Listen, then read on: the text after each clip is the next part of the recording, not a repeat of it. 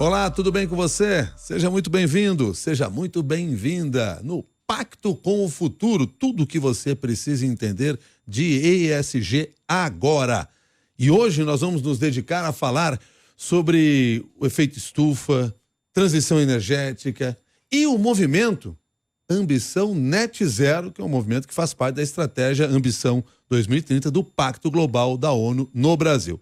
Como sempre, todos os episódios ao meu lado, Carlo Pereira, CEO do Pacto Global da ONU no Brasil. Tudo bem com você, Carlo? Oi, Milton, tudo bem? Uma alegria estar aqui novamente para esse tema tão importante. E para conversar conosco sobre esse assunto, nós trouxemos hoje o Fábio Galindo, que é CEO da Future Carbon. Fábio, tudo bem com você, Fábio? Muito obrigado pela gentileza de estar conosco. Bom dia, Milton, bom dia, Carlos, bom dia a todos os ouvintes da CBN. A redução de emissão de carbono é das principais temáticas que nós temos aí. Qual é o tamanho desse desafio? O desafio é gigantesco. Eu gosto muito de uma frase do Barack Obama que fala que nós somos a primeira geração a sentir os efeitos graves do que é essa agenda das mudanças climáticas e a última a ter a oportunidade de fazer alguma coisa.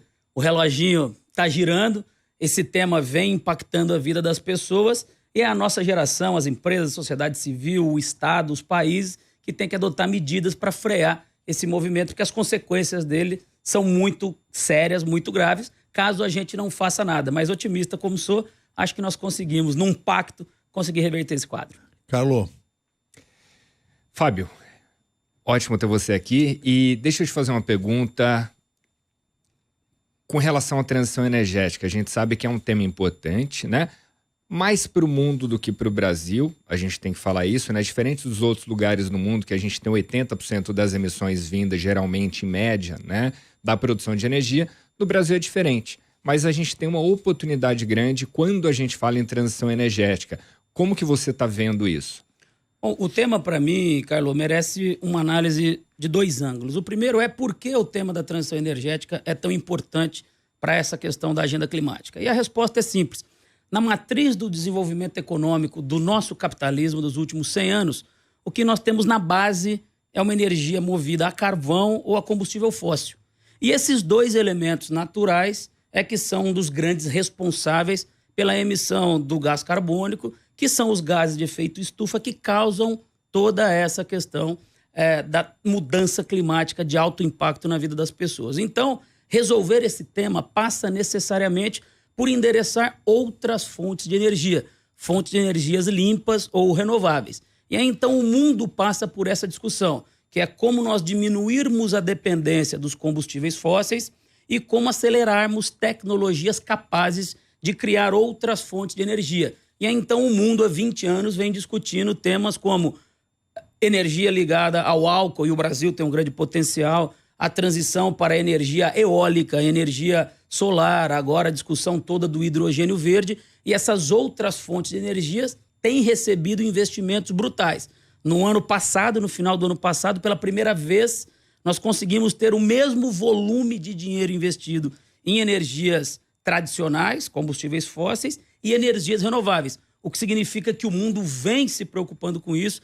Grandes países como China, como Estados Unidos, a Europa tem uma discussão muito grande sobre isso, e aí, então todo o planeta vem discutindo esse desafio da transição energética. E o Brasil, como você colocou, ele se torna o paraíso desse processo, porque, diferentemente de outras economias muito alocadas em combustíveis fósseis, o Brasil tem uma economia alocada em combustíveis de energias renováveis. O Brasil tem 85% da sua matriz energética limpa, então nós, como país, conseguiremos alcançar essa jornada net zero mais cedo que os demais e poderemos nos tornar um exportador de modelos de energias renováveis. Então, poderemos exportar o álcool, poderemos exportar hidrogênio verde, caso a gente tenha investimentos, e poderemos exportar todo o nosso produto de energias limpas para abastecer o mundo, caso a gente aproveite essa agenda.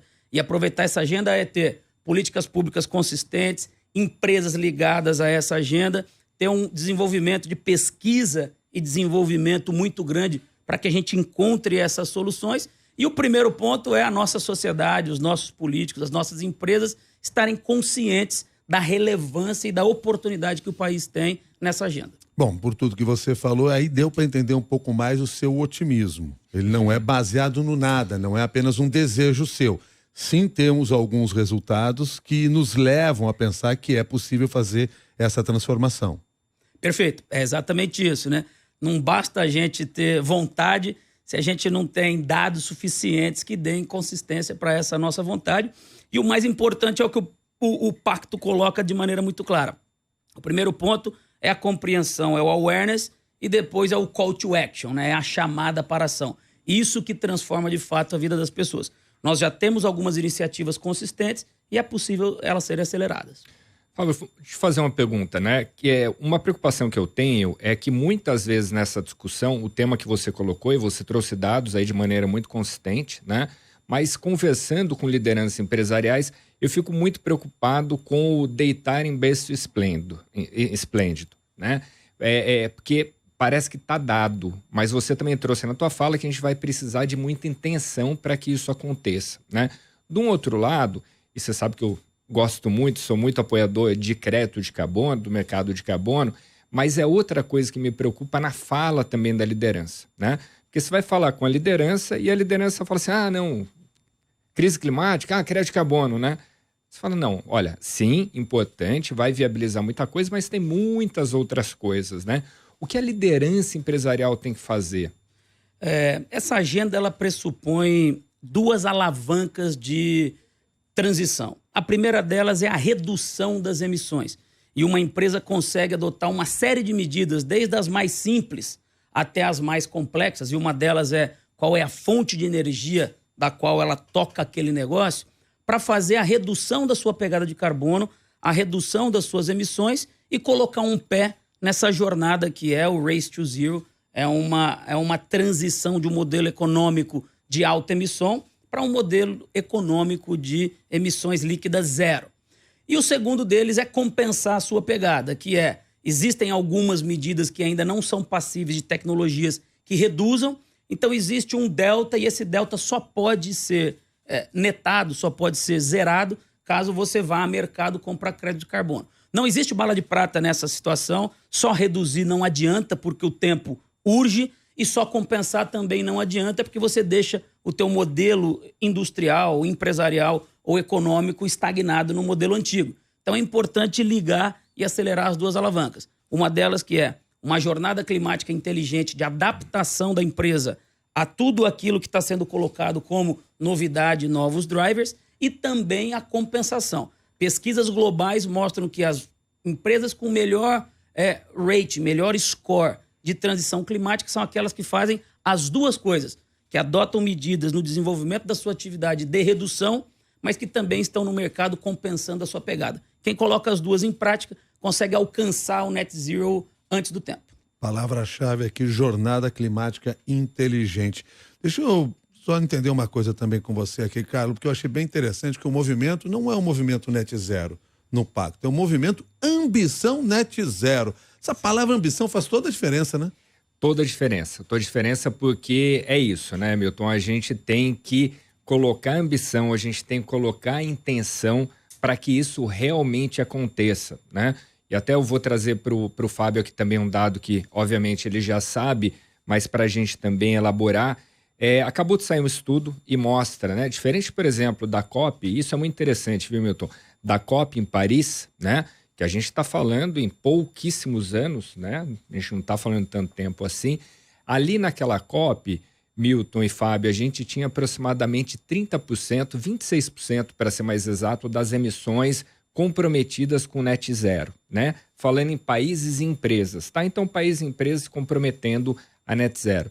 Agora, a gente está chegando a 92%, né? Mas, de fato, quando você vai um pouco além no estudo, a gente vê que a ambição até está ali, viu, Milton? Assim, muitas vezes a intenção a gente questiona porque a gente não vê planos tão claros, né?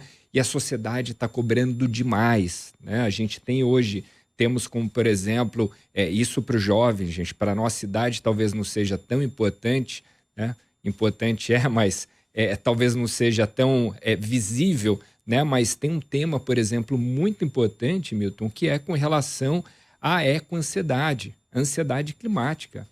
Isso aí tem estudos que mostram que 80% hoje dos jovens, geração Z, pegando geração Z, já vem o mundo, o futuro, com muita preocupação, né?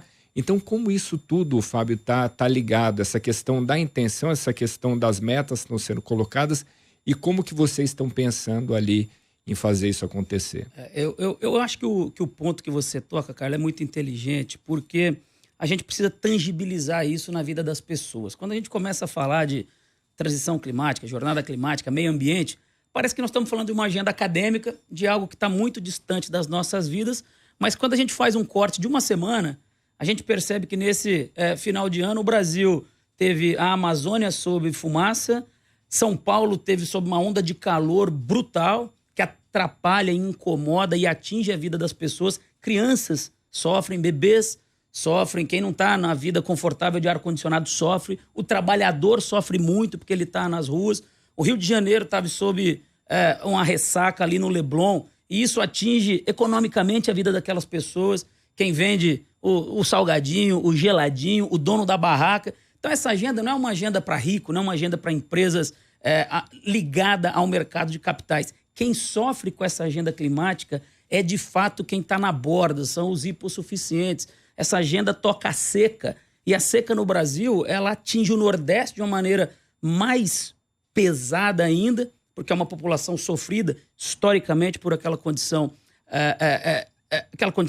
climática, e a agenda climática pode fazer o Brasil sofrer uma quebra de safra, e nós sabemos a importância do agronegócio para a atividade econômica do país, para a manutenção da sua balança comercial e para a manutenção da nossa economia. Então, quando a gente tangibiliza essa agenda climática para uma agenda humana, para uma agenda da sociedade, o quanto ela nos impacta, ela gera exatamente essa preocupação, porque reverter 100 anos de história não é um interruptor de luz que a gente consegue em um mês ou em um ano fazer essa reversão e estabilizar. Vai exigir a mesma energia e a mesma força. É por isso que quem reflete sobre isso, de alguma maneira tem a sua preocupação. Mas, de novo, como otimista que sou, eu tenho visto os países se mexerem. O Brasil lançou um plano de transição ecológica. As empresas têm procurado cada vez mais isso. Eu concordo que tem um gap entre a ambição, a intenção e a ação.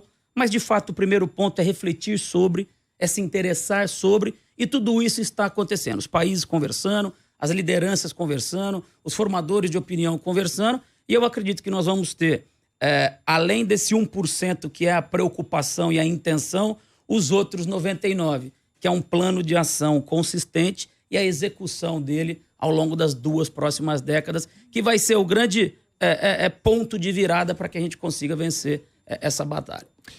Eu sei que uma das batalhas que você está comentando aí é, por exemplo, da Future, no caso, né? É uma preocupação muito grande com o cinturão de desmatamento na Amazônia, né? Então, eu queria trazer a Amazônia para essa nossa conversa, né? A gente tem visto, né? Você falou de todos os impactos. Então, a gente vê ali a seca no Rio Negro, né? Solimões também sofrendo muito.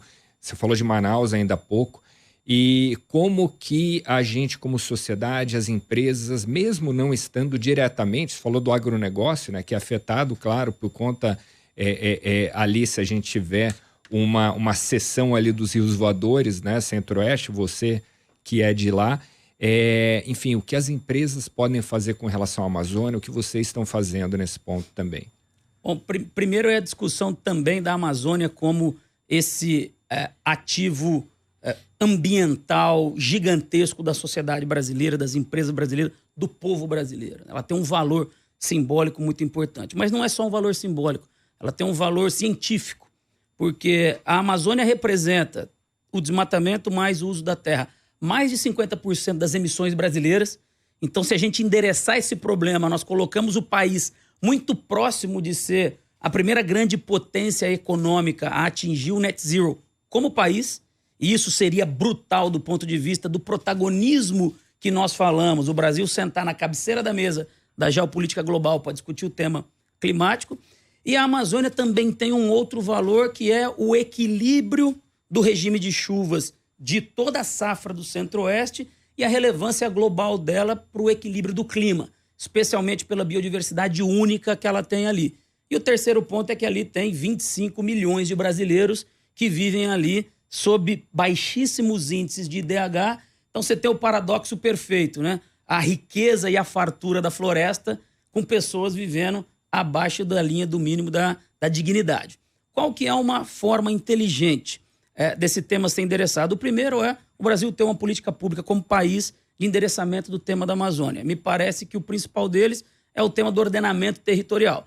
Se você não sabe quem que é o dono da Amazônia, como as áreas são apropriadas por alguém, quem que são os proprietários, você não consegue sequer ter uma linha de financiamento do BNDES, de algum banco multilateral, de algum banco privado, para que aquela área seja conservada.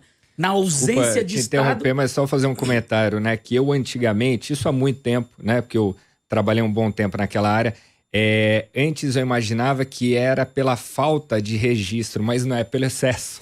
Né? De falsos registros. Exatamente. Então esse é o primeiro tema. Se você não tem uma definição clara da propriedade daquele ativo, não se dá para se estabelecer políticas econômicas de desenvolvimento do local. E o segundo deles é essa agenda que nós temos visto no país das concessões florestais, que endereça mais de 100 milhões de hectares de Amazônia, para que seja feito um modelo econômico através de conservação daquela área mediante produtos não florestais, e o crédito de carbonos é um inteligente. E o outro, as empresas, respondendo à tua pergunta inicial, elas podem investir em projetos de conservação que têm o crédito de carbono como ativo, porque ele é só um instrumento de financiamento. Uma área consegue ser calculada de acordo com metodologias testadas pelo mercado, consegue-se definir qual que é o volume de créditos de carbono que deixam de ser emitidos por causa da conservação daquela floresta em pé. Então, uma empresa comprando esses créditos de carbono, ela financia atividades concretas de conservação. E hoje a agenda de carbono ela tem uma expressão que chama-se Beyond Carbon, que é além da conservação, que significa que parte do valor pago em créditos de carbono é reinvestido no impacto social das comunidades do projeto ou do entorno do projeto. Então a gente consegue colocar de pé as duas agendas. Uma delas que é conservação da floresta e da biodiversidade e a outra é o reinvestimento na cadeia econômica da bioeconomia, que é encontrar formas inteligentes de alternativas financeiras ao ribeirinho para que ele possa conviver com a floresta em pé e ter a receita do seu trabalho digno. Cadeia do açaí, cadeia do baru, cadeia do pescado de lagoa e não do pescado nativo, cadeia do artesanato, cadeia da farinha. Tem uma série de atividades econômicas ali praticadas que tem um valor econômico relevante, só não tem a logística e não tem a ponta final da liquidez para o ribeirinho. Se a gente concede a eles essa alternativa econômica, a gente consegue criar uma nova lógica de desenvolvimento econômico sustentável para a Amazônia. Onde a plataforma Onda Verde entra nessa discussão? A plataforma Onda Verde ela tem a finalidade de fazer o que a gente chama de close the gap, que significa fechar os espaços entre quem quer fazer e quais são as iniciativas passíveis de serem aceleradas. A plataforma ela tem mais de 800 iniciativas positivas já cadastradas. Então, as empresas que quiserem investir nas iniciativas, as empresas que quiserem apoiar boas iniciativas, vão poder entrar na plataforma, que é um grande marketplace, e ali escolher quais são as iniciativas que eles querem apoiar, acelerar e participar. Iniciativas de baixo carbono. Todas elas, iniciativas sustentáveis, iniciativas de baixo carbono, que ajudam empresas a encontrar o melhor caminho, a jornada climática inteligente. Fazer uma última aqui, do meu lado pelo menos, Milton, ou Fábio, uma preocupação, você falou bons projetos, né? A gente tem visto o mercado de carbono ser apedrejado mundo afora, né? Tem alguma razão em sê-lo e o que a gente tem que fazer para que os projetos sejam de fato bons projetos? E eu, como liderança empresarial, que não quero apanhar ao tentar ajudar, o que eu posso e tenho que fazer? A pergunta super inteligente, pergunta do momento, né? De fato, o mercado de carbono ele tem sofrido algumas críticas, 50% delas razoáveis, 50% desarrazoadas. As desarrazoadas são por conta de que existe uma agenda muito maior de geopolítica de quem não quer que essa agenda climática se acelere, porque isso vai naturalmente atingir alguns setores econômicos, alguns países muito alocados nessa agenda. Então existe uma discussão de geopolítica macroeconômica que tenta frear essa agenda, e a gente já viu isso acontecer quando a agenda de transformação ela acaba atingindo o capital. Então existe uma agenda behind the scenes aí atrás das cortinas de transição do modelo de capital, e isso faz com que apoiadores e inimigos se levantem. O segundo é porque o mundo está muito binário, o mundo está muito politizado. Então, nos Estados Unidos, por exemplo, uma determinada fatia política é ISD, a outra, naturalmente, é anti-ISD. É a lógica de ser inimigo para contestar a tua tese, independente da reflexão. E o terceiro é porque ele é um mercado em formação, e aí são as críticas razoáveis, e por ser um mercado em formação, ele praticou algumas iniciativas não consistentes no passado, e, diga-se de passagem, as críticas são muito ligadas a projetos não realizados no Brasil, e depois um ou outro projeto pontual no Brasil, quando a linha de base técnica não era refletida de maneira adequada, quando os projetos tinham uma geração superior àquilo que cientificamente era previsto, porque era um mercado um pouco mais incipiente. E o que eu gostaria de deixar de mensagem é: o mercado hoje se estruturou demais. Esse mercado hoje, Milton, ele passa, por exemplo, por auditorias internacionais independentes subsequentes. Existem agências de rating, Carlos, que classificam os projetos como projetos Double B, C, B, Double A. Existem uma série de empresas nacionais e internacionais de tecnologia que fazem a avaliação do projeto, e os compradores estão mais conscientes. Então, hoje o comprador não compra num marketplace um crédito de carbono e aposenta.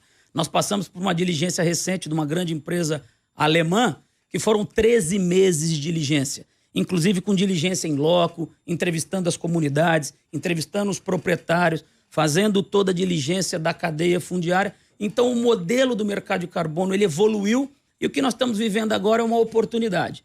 Os projetos de baixa qualidade, de baixa metodologia, com overgeneration, esses aí estão perdendo liquidez, tendendo ao zero. Mas os projetos de qualidade, feito com uma baseline técnica consistente, em metodologias internacionais reconhecidas pelo mercado, submetido à auditoria e com compromisso social, esses, em razão da lógica da oferta e da demanda, estão tendo um aumento de preço. Então, esse ajuste de mercado veio em boa hora, é necessário. Nós não podemos nos apegar aos mitos, separar o joio do trigo e construir aquilo que nós chamamos na Future Carbon de mercado de carbono 2.0, que é um mercado baseado em qualidade, integridade e impacto social. Enquanto você falava aqui, eu acessava no meu computador a plataforma Onda Verde. Deixo aqui a sugestão para quem está nos acompanhando nessa nossa conversa, aondaverde.com.br, ou se você colocar em qualquer busca, a plataforma Onda Verde vai cair lá também, e aí você consegue aprofundar um pouco mais, buscar outras informações, compreender até como isso pode ser útil para você que está pensando sobre esse assunto, assim como queremos nós ser útil aqui no Pacto com o Futuro, trazendo informações desta qualidade para que você possa refletir, levando à frente todo esse conhecimento. Hoje, ao nosso lado, colaborou conosco aqui o Fábio Galindo, CEO da Future Carbon, a quem, mais uma vez, agradeço aí pela gentileza de ter estado conosco. Muito obrigado. Para mim é uma honra, eu queria agradecer a oportunidade, cumprimentar a CBN por se transformar nessa plataforma de conhecimento, porque esse é o principal ponto, é o principal passo da compreensão da agenda. Cumprimentar o Pacto pelo grande trabalho que tem feito com as empresas, pela iniciativa Onda Verde, que é uma parceria do Pacto com a Future Carbon, com a Climate Ventures, e é um produto que a gente gostaria de oferecer ao mercado brasileiro para contribuir ali, dando mais um passo nessa agenda, que é um compromisso da nossa geração e da nossa sociedade contemporânea. Obrigado pela oportunidade. Muito obrigado, Fábio. Carlos, bom, nós vamos continuar nesta jornada climática inteligente que nos propomos passar aqui dentro do Pacto com o Futuro. Combinado? Combinado. Obrigado, Fábio. Carlos Pereira, CEO do Pacto Global da ONU no Brasil, também ao nosso lado aqui no Pacto com o Futuro. Até o próximo episódio.